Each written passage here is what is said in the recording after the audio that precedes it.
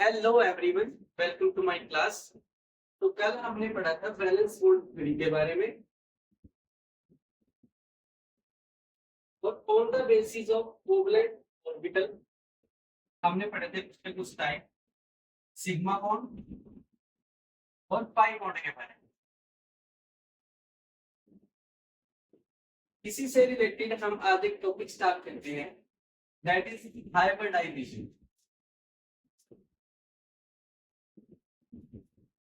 अब हाइब्रिडाइजेशन होता क्या है? हाइब्रिडाइजेशन जो कंसेप्ट है वो इंट्रोड्यूस किया गया था पॉलिंग के द्वारा। Concept introduced by Pauling. Hybridization कहती क्या है कि जब जब दो कोई भी दो एटॉमिक ऑर्बिटल आपस में मिलके एक इक्विवेलेंट एनर्जी फॉर्म करे, यानी कि आपस में जब वो कोई भी दो एटॉमिक ऑर्बिटल मिलेंगे तो वो हाइब्रिडाइज करेंगे। हाइब्रिडाइजेशन की जो भी ऑर्बिटल हाइब्रिडाइजेशन होगा उसकी क्या होगी? सेम एनर्जी और सेम शेप होगी। Same energy and same shape.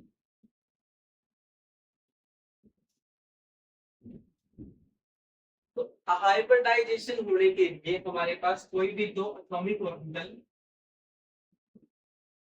जो हाइब्रिडाइजेशन होके आएगा हमारे पास कोई ऑर्बिटल, तो इन दोनों की क्या होनी चाहिए? सेम एनर्जी और सेम शेप होनी चाहिए। और हाइब्रिडाइजेशन होता क्यों है? कोई भी दो एटॉमिक ऑर्बिटल जब आपस में मिलेंगे, जब आपस में जुड़ेंगे तो वो क्या है? मोर स्टेबल हो जाएंगे।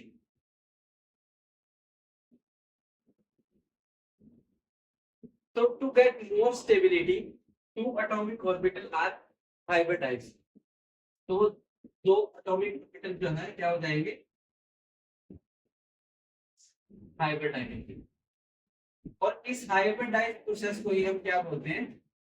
हाइब्रिडाइजेशन। ठीक है। उसके बाद क्या है? ये जो दोनों है वो तो हमने तय दिया कि ये जो दोनों ऑर्बिटल होंगे, हाइब्रिड ऑर्बिटल होंगे, इनकी सेम एनर्जी रहेगी और सेम शेप रहेगी और ये क्या है? मोर स्टेबल रहेंगे। More stable.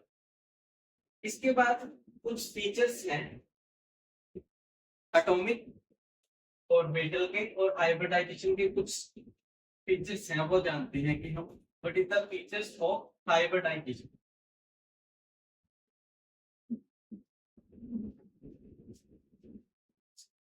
Features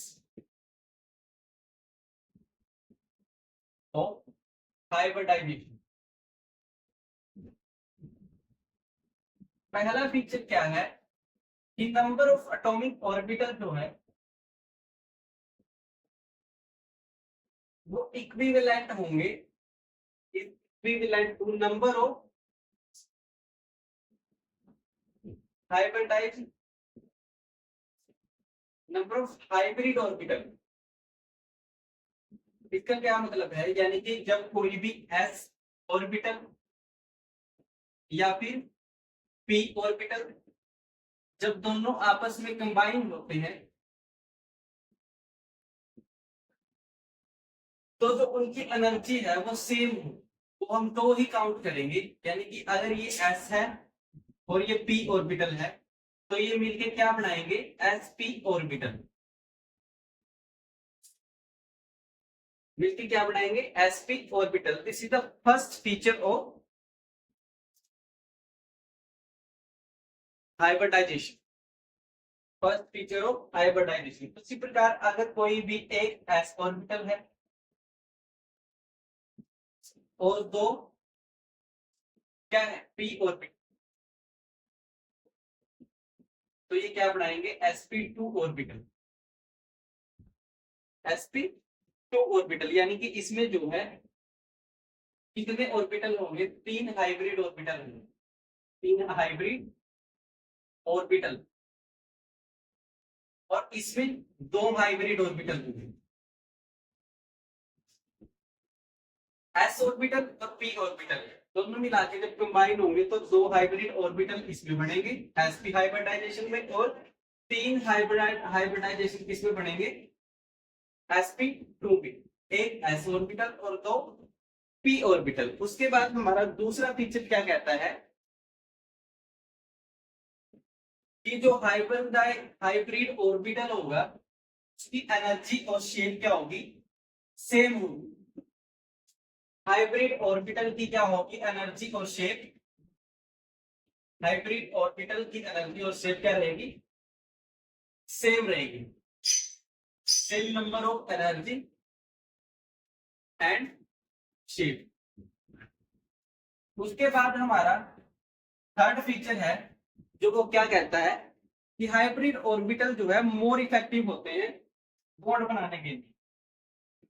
hybrid orbital जो है वो हमारे मोर इफेक्टिव होते हैं, hybrid orbital are more effective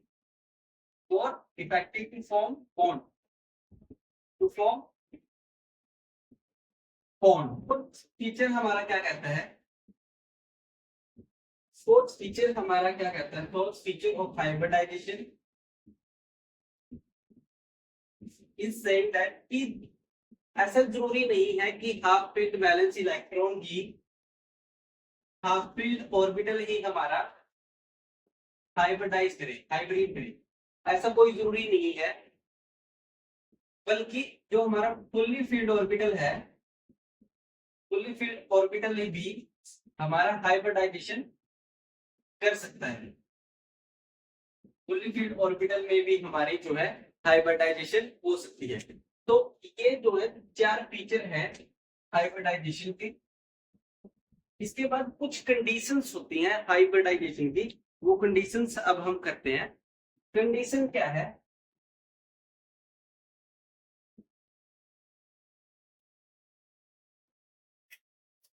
conditions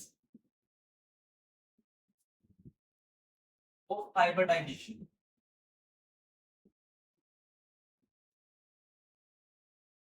पहली कंडीशन ये है, हाइब्रिडाइजेशन होने के लिए किसी भी दो एटॉमिक ऑर्बिटल के जो बैलेंस इलेक्ट्रॉन है, कोई भी जो एटॉमिक ऑर्बिटल है तो बैलेंस इलेक्ट्रॉन होने चाहिए। बैलेंस इलेक्ट्रॉन की जो है क्या करते हैं, पार्टिसिपेट करते हैं, valence electron participate into hybridisation.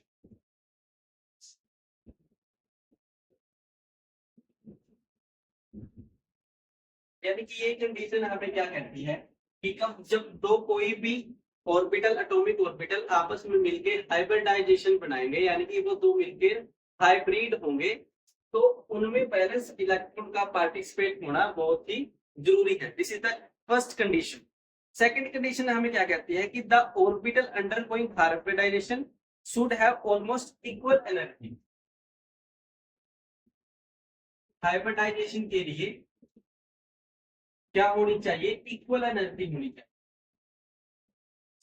Equal energy का से हमारा क्या मतलब है कि कोई भी दो एस ऑर्बिटल या फिर पी ऑर्बिटल ये सेम एनर्जी के होते हैं और इनमें ही हाइब्रिडाइजेशन क्या है, पॉसिबल है। लेकिन अगर हमारा एक ऑर्बिटल 3s है, एक ऑर्बिटल हमारा 2s है और एक 3d है, तो इनमें हाइब्रिडाइजेशन नॉट पॉसिबल। ऐसा क्यों है, बिकॉज ऑफ सेम एनर्जी। इसमें जो है डिफरेंट एनर्जी है,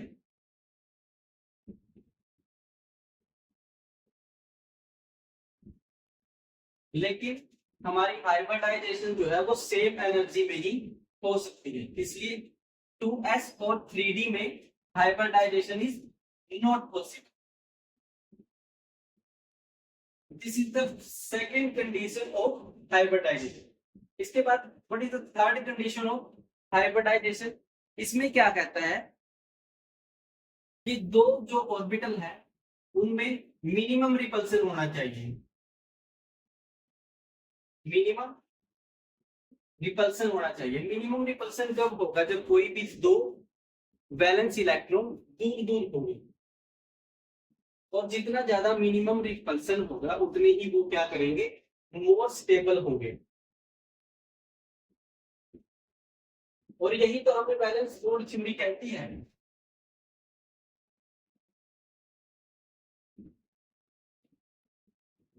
कि जब दो कोई भी ऑर्बिटल आपस में हाइब्रिडाइजेशन होंगे तो वो मोर स्टेबल होंगे। These are the three conditions of hybridization. इसके बाद इस कंडीशन से हमें, इन कंडीशन से हमें क्या पता चलता है कि कार्बन, ऑक्सीजन और नाइट्रोजन जो है वो मोर हाइब्रिड है, उनमें मोर हाइब्रिडाइजेशन होगी। लेकिन हाइड्रोजन, क्लोरीन और क्लोरीन में क्या होगा, लेस हाइब्रिडाइजेशन, लेस हाइब्रिडाइजेशन होगी। इसके बाद हम करते हैं what is the type of hybridization. इसके बाद हम आते हैं टाइप ऑफ हाइब्रिडाइजेशन। वैसे तो हाइब्रिडाइजेशन काफी प्रकार की होती है, there are many type of hybridization.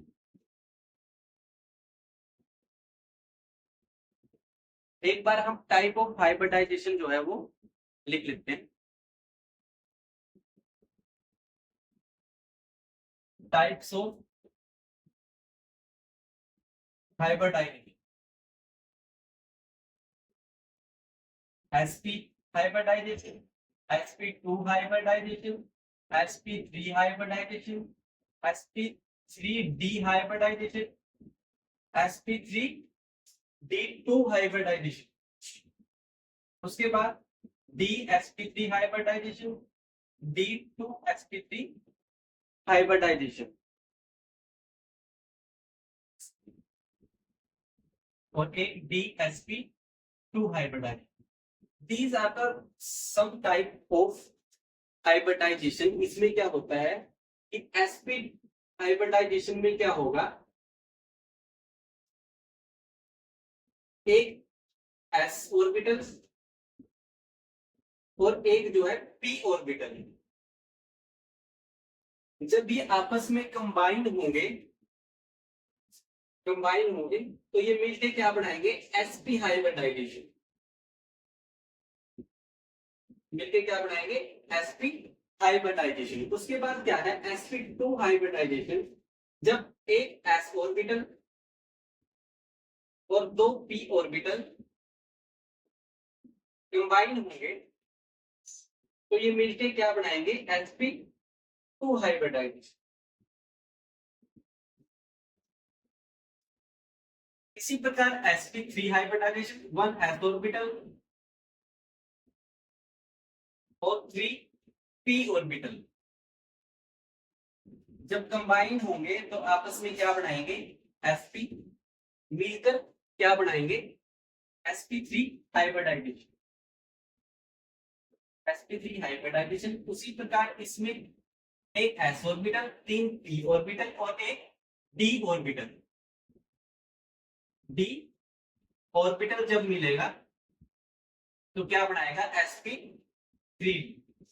उसी प्रकार अगले नेक्स्ट में भी हम ऐसे ही जो है वो करेंगे।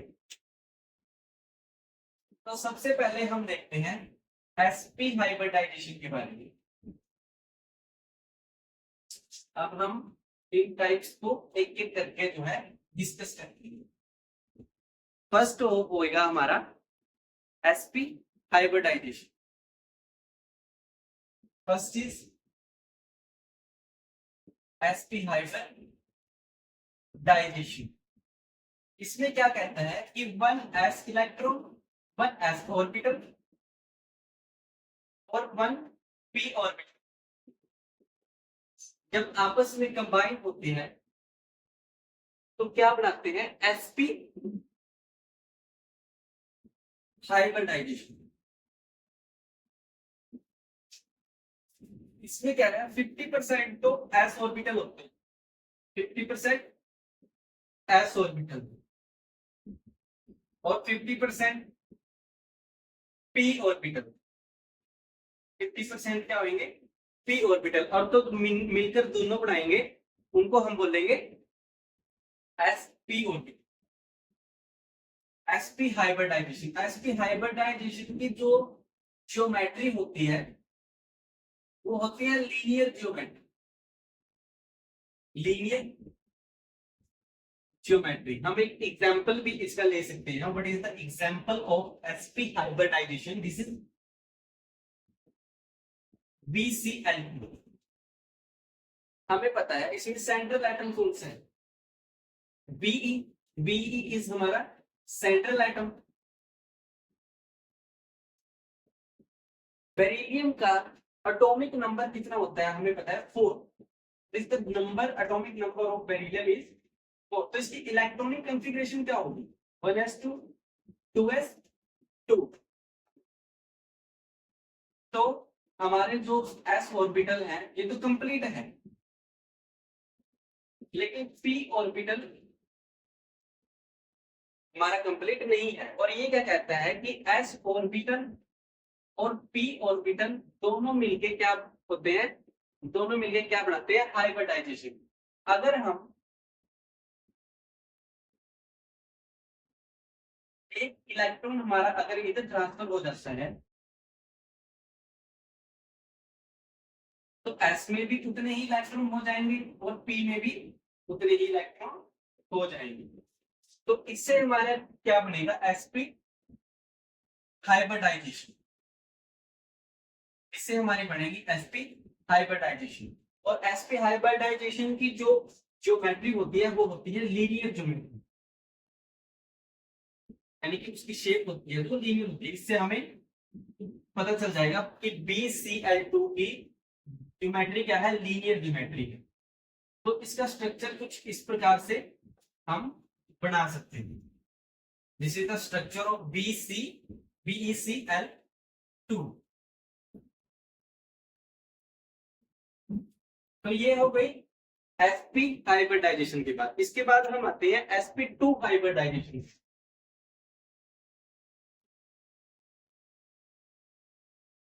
sp2 हाइब्रिडाइजेशन जो है वो हमारा सेम है, बस इसमें क्या है?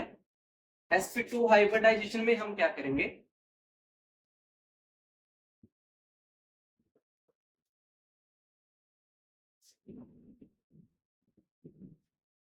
इसमें हमारा एक s ऑर्बिटल रहेगा और दो हमारे p ऑर्बिटल रहेंगे। दो हमारे क्या रहेंगे? p orbital. उसके बाद क्या है? जो इनकी जियोमेट्री होती है, what is the geometry of sp2 hybridization? This is the trigonal planar. Trigonal planar क्या होगी हमारी? इसकी ज्योमेट्री हो जाएगी। हम एक एग्जांपल के साथ भी कर सकते हैं इसको। एग्जांपल हम लेते हैं BF3। सेंट्रल एटम कौन सा होगा हमारा? बोरोन। उसके बाद हम इसके बैलेंस इलेक्ट्रॉन निकाल सकते हैं, फिर उसको देख सकते हैं वो s ऑर्बिटल में जाएगा या p ऑर्बिटल में जाएगा। फिर इससे हमें क्या पता लग जाएगी? उसकी ज्योमेट्री और उसकी शेप हमें के बारे में हमें जो है पता लग जाएगा। और जो sp2 हाइब्रिडाइजेशन होती है वो मेनली बोरोन और कार्बन में ही होती है। मेनली इन कंपाउंड ऑफ जो बोरोन और कार्बन मिलकर कंपाउंड बनाते हैं, उन्हीं कंपाउंड में हमारी sp2 हाइब्रिडाइजेशन जो है मेनली होती है, मेनली एग्जिस्ट करती है। और इसका एग्जांपल क्या है? BF3। हम इसका स्ट्रक्चर बना के देखना चाहें तो बना सकते हैं। कुछ इस तरीके से हमारा BF3 का स्ट्रक्चर बन जाएगा और इसकी ज्योमेट्री क्या होगी? Trigonal planar. ठीक है। Then sp3 hybridisation. sp3 hybridisation को अब हम इसमें डिस्कस करते हैं।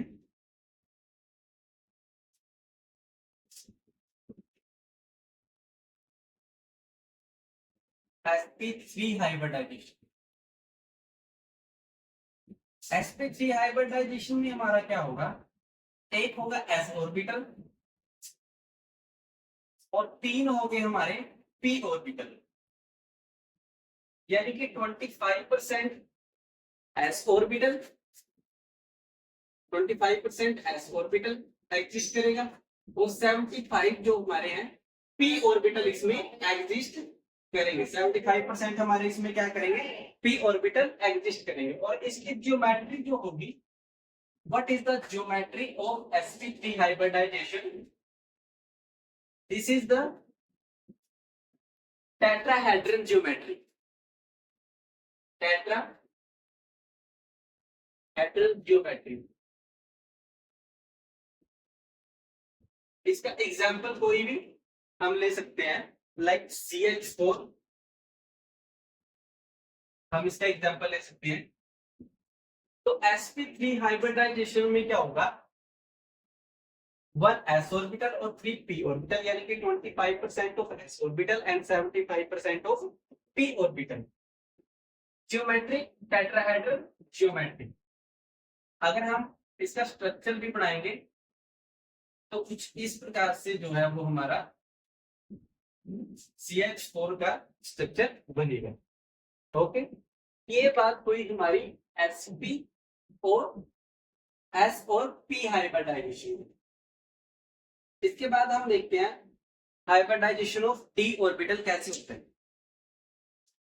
अब हम देखेंगे hybridization of d orbital. d orbital में जो है वो कंपेरेबल एनर्जी बनती है। हाइब्रिडाइजेशन ऑफ d ऑर्बिटल, यानी कि d ऑर्बिटल अगर इसमें कंपेरेबल एनर्जी बनती है तो ये 3s 3p के साथ भी अपनी हाइब्रिडाइजेशन कर सकता है और 4s 4p के साथ भी अपनी हाइब्रिडाइजेशन जो है वो कर सकता है। यानी कि इनमें क्या होगी, कंपेरेबल एनर्जी होगी। कंपेरेबल एनर्जी ये जो है क्या करेंगे, फॉर्म करेंगे। और अगर 3d जो है 3s और 3p के साथ हाइब्रिडाइज होता है तो ये क्या बनाते हैं, sp3d और sp3d और sp3d2 हाइब्रिडाइजेशन।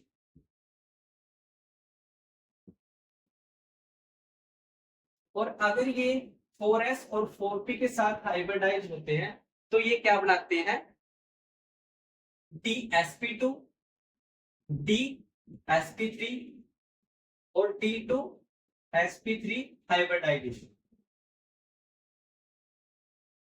अब इनकी क्या होती है, sp3d sp3d2 की different type of linear geometry, sorry different type of geometry होती है और ये फॉर्म करते हैं अपनी जो हाइब्रिडाइजेशन है वो 3s और 3p के साथ अपनी ये जो है हाइब्रिडाइजेशन बना सकते हैं। तो sp3d की जो होगी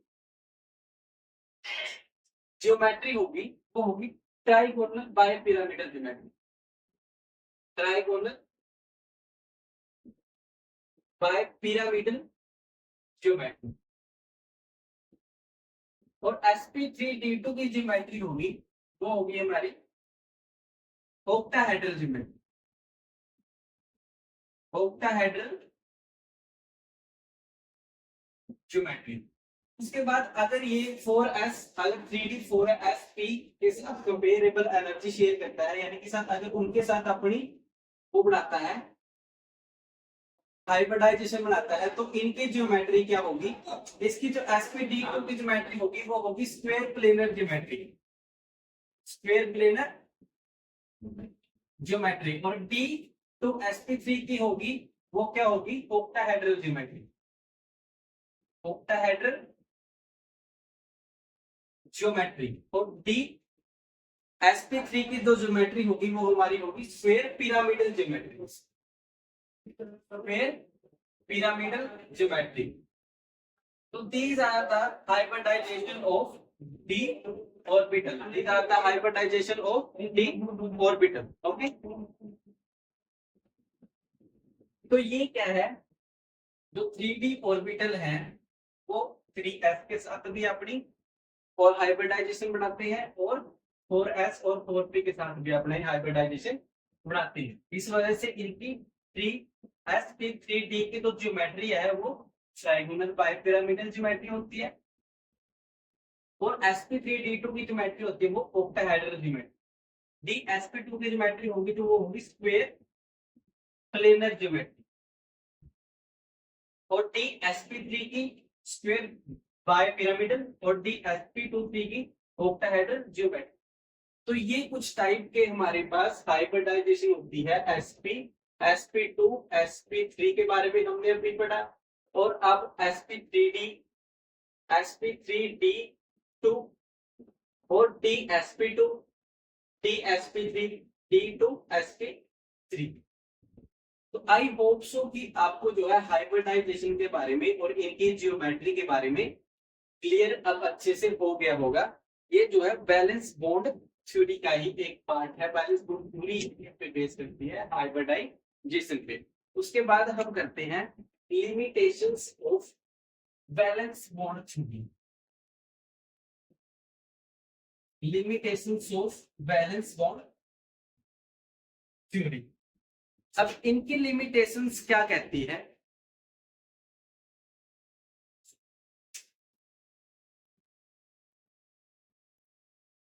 limitations of valence bond theory.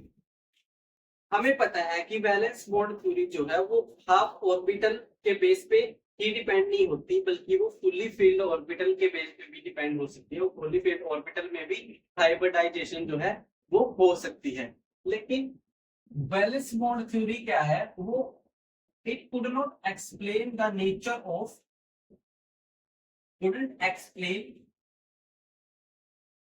the nature of oxygen।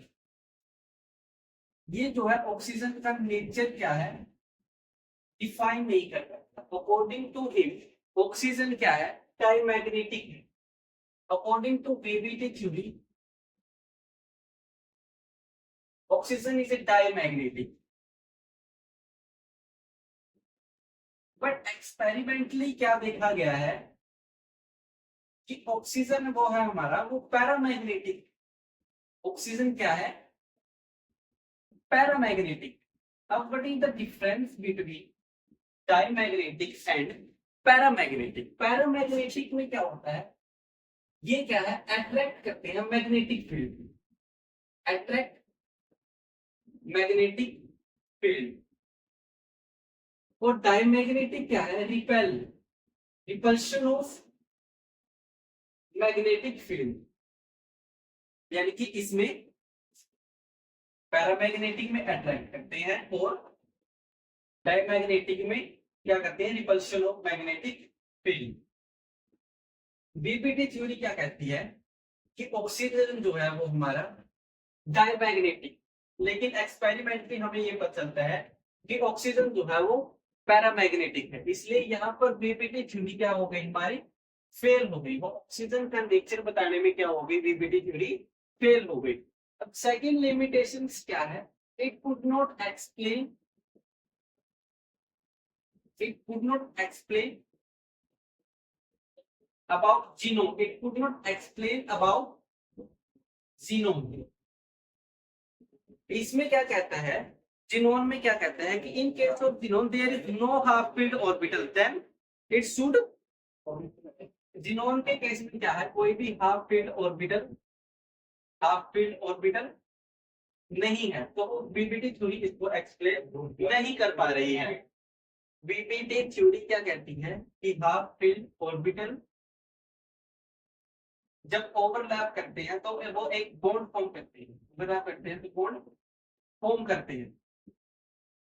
लेकिन इसमें तो ऑलरेडी जीनोम में तो क्या है, फुली फील्ड ऑर्बिटल हो, तो it could not explain about the genome. इसको आगे एक्सप्लेन करने के लिए हमारे पास एक आती है आगे मोलिक्यूलर ऑर्बिटल थ्योरी। तो कल की क्लास में जो है वो हम डिस्कस करेंगे मोलिक्यूलर ऑर्बिटल थ्योरी के बारे में। तो आज के लिए हम अपनी क्लास में इतना ही पढ़ते हैं। आज के लिए थैंक यू।